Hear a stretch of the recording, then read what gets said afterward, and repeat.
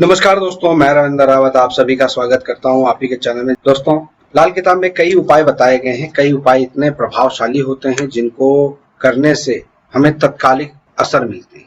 उसके कुछ नियम हैं, उसके कुछ उसूल हैं जिनको समय समय पर हम आपको चैनल के माध्यम से बताते रहते हैं। लेकिन आज मैं आपके सामने एक ऐसा उपाय बताने जा रहा हूँ, ऐसे उपाय की व्याख्या करने जा रहा हूँ जो आपको धन संबंधी फायदा देता है। और धन आज के समय पर सबकी प्राथमिकता होती है। दोस्तों, चने की दाल का उपाय आज इस वीडियो में मैं बताने वाला हूं। कैसे आप इसका लाभ उठा सकते हैं, कौन सी कंडीशन में ये उपाय करना चाहिए, जल में बहाना है, मंदिर में पहुंचाना है या घर में स्थापित करना है, ये सारी चीजें आज इस वीडियो में चर्चा करूंगा। लेकिन हमेशा की तरह आपसे रिक्वेस्ट करूंगा, अगर आप चैनल पे नए हैं तो चैनल को सब्सक्राइब कर लें, बेल बटन को दबा दें और ऑल वाला ऑप्शन जरूर चुन लें ताकि हमारे द्वारा जो भी वीडियोस बनती हैं उसकी नोटिफिकेशन आपको टाइमली मिलती रहे। दोस्तों, चने की दाल बृहस्पति का रूप है। बृहस्पति ग्रह से संबंधित जो भी एनर्जीज वो चने की दाल में विद्यमान है, या यूं कहें चने की दाल वो प्रोडक्ट है जो हमारे ऑरा मंडल में से येलो एनर्जी को, येलो रेजेस को एब्जॉर्व करने की क्षमता रखता है। अब इसके जरिए हम एनर्जी को अपने से दूर या अपने करीब घटा बढ़ा सकते हैं। दोस्तों, चने की दाल अक्सर आपने देखा होगा लंगर में, वीरवार के व्रत में, पीपल पर, इन चीजों में इसका इस्तेमाल होता है। दोस्तों, चने की दाल बृहस्पति को रिप्रेजेंट करते हैं। बृहस्पति कुंडली में दूसरे, 5वें, 9वें, 11वें और 12वें घर को रिप्रेजेंट करते हैं, जो कि पूर्ण रूप से धन को रिप्रेजेंट करते हैं। दोस्तों, चौथे घर में बृहस्पति उच्च के होते हैं, जो कि चंद्रमा का घर है, सुख का घर है।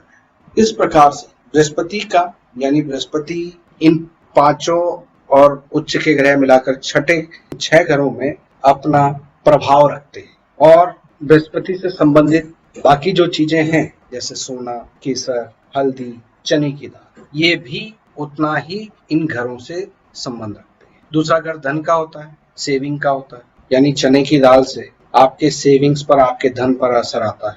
5वां घर संतान, बुद्धि और प्रसिद्धि का है, तो चने की दाल से आपको इन चीजों पर प्रभाव मिलता है।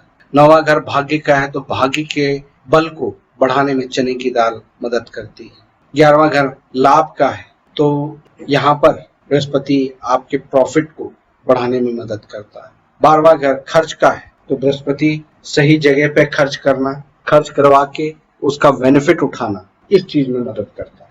दोस्तों, बृहस्पति को किस तरह से हम उपायों में प्रयोग में लें? जब भी कुंडली में शनि कहीं पर खराब स्थिति में हो तो बृहस्पति के जरिए उसे धर्मी बनाया जाता है। अगर शनि 10वें घर में होता है तो उस समय शनि के पक्के घर में शनि बैठा है, ऐसे में उसको छेड़ना, उसको हिलाना, उसकी चीजों को वहां से हटाना ठीक निर्णय नहीं होता। लाल किताब के अनुसार उसका खामियाजा भुगतना पड़ता है। तो ऐसे में बृहस्पति के जरिए शनि को कंट्रोल किया जाता है। यानी अब निरंतर 100 दिन तक अगर आप चने की दाल, एक मुट्ठी चने की दाल जल प्रवाह करते हो तो इससे बृहस्पति तो आपके उत्तम होते ही हैं, साथ में शनि के भी जो नेगेटिव प्रभाव हैं वो रुकते हैं। 10वें घर में जब शनि होते हैं तो अक्सर इंसान अपने कार्यों से भटक जाता है, अपने काम पर बैठना कम और घूमना फिरना ज्यादा हो जाता है, और उस कारण से उसके काम धंधा चौपट होने लगता है। तो ऐसे में बृहस्पति के जरिए उस इंसान को हम संतुलित कर सकते हैं।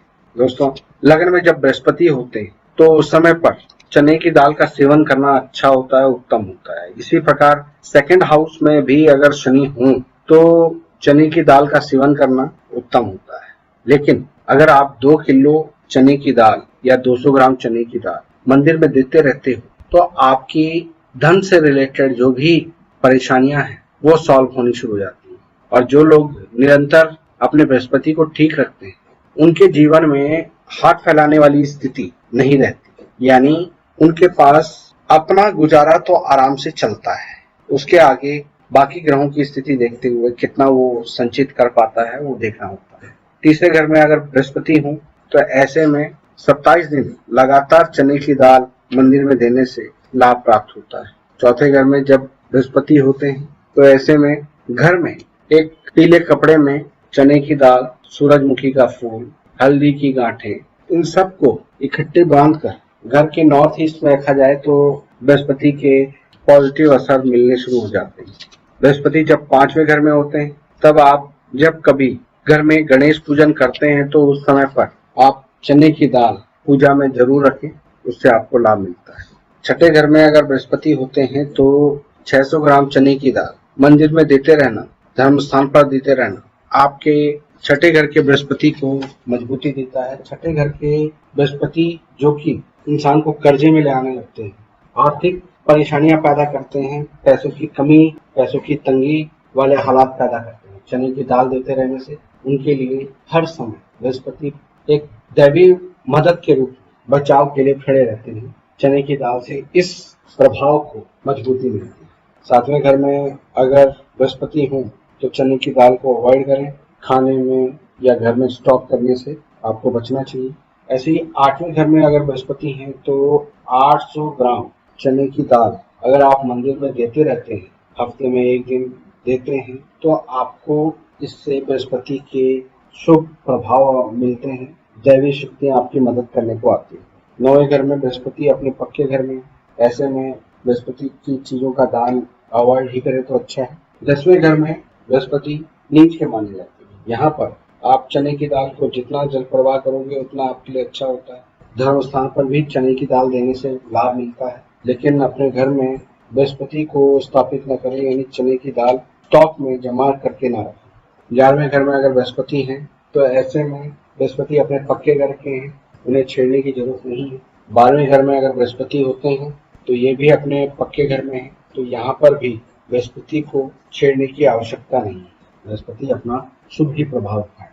तो दोस्तों, उम्मीद करता हूँ कि आज की इस वीडियो से आपको कुछ नई जानकारी हासिल हुई होगी। वीडियो पसंद आई हो तो लाइक और शेयर जरूर करें। फिलहाल के लिए मैं अपनी वाणी को विराम देता हूँ। ओम नमः शिवाय।